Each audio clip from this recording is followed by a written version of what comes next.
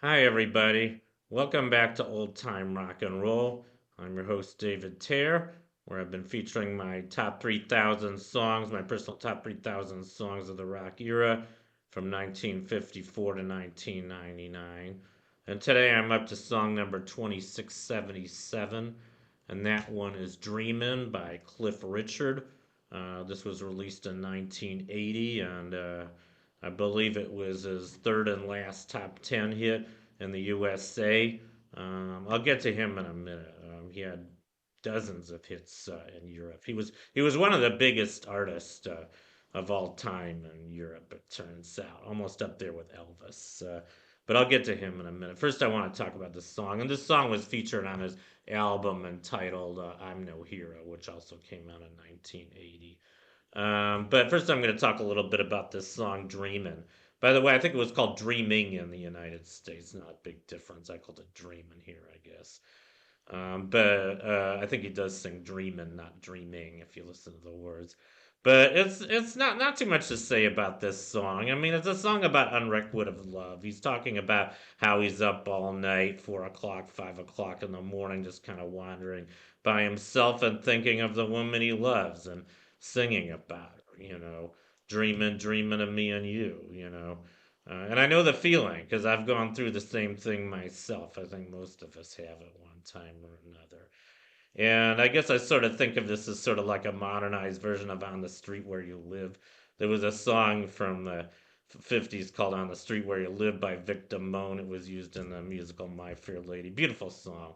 That one's coming up on my list, by the way. Even though it's not really a rock and roll song. And, a lot of people said Cliff Richard wasn't really a rock and roll artist. I'm going to talk about him now. Here's an earlier picture of him. Nice looking guy. Like I said, he was hugely popular in Europe. I mean, he had, just to give you an idea, he had 67 top 10 hits in England, his native country, and 14 of them went to number one. And for comparison, there were only two American artists that had that many number ones in the USA: the Beatles and Elvis.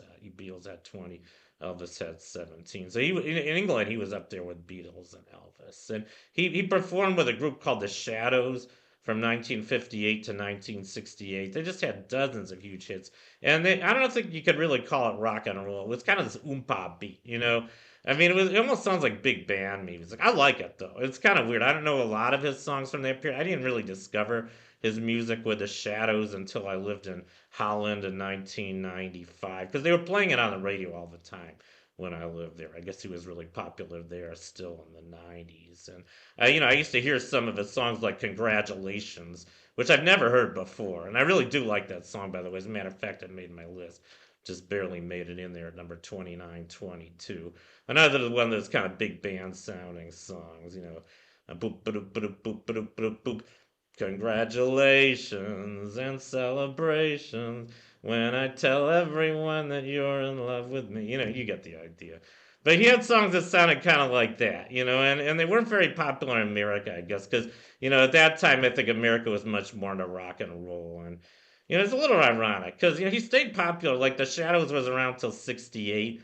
And there was also a lot of rock in England. I mean, as you know, the British invasion, all these British invasion bands came out of England starting around 1964. And I think it's kind of strange that there was this dichotomy of some of the most rebellious music in the world and some very mainstream music from this guy here, Cliff Richard, right at the same time. I don't know what that was all about.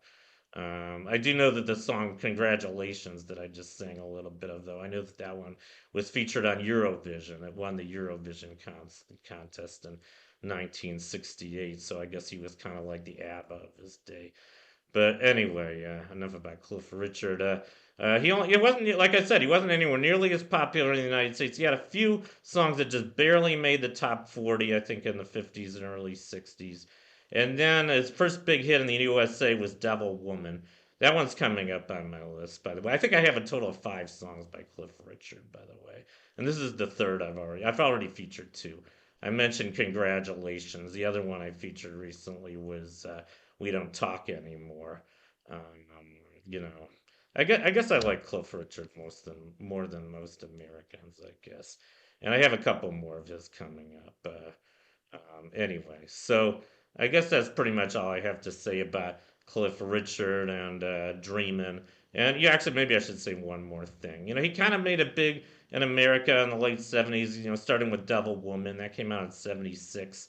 And then that was, I think, only his third American top 40 hit. But then he had like five more. I think he had a total of eight. And he had, you know, all of his other ones kind of came in a quick, succession. I mean, he had We Don't Talk Anymore in 79. He had this one, Dream, in 1980. Then he had a ballad with Olivia Newton John called Suddenly. And then he had a Little in Love. And I might have even missed another one. But he had, you know, he was getting more popular towards the end of his career. I think A Little in Love was his last hit. That was 1981. And I think by then he wasn't even all that popular in Europe either at that time. I guess he'd already had his heyday. But anyway, I guess that concludes my profile of Dreamin' by Cliff Richard.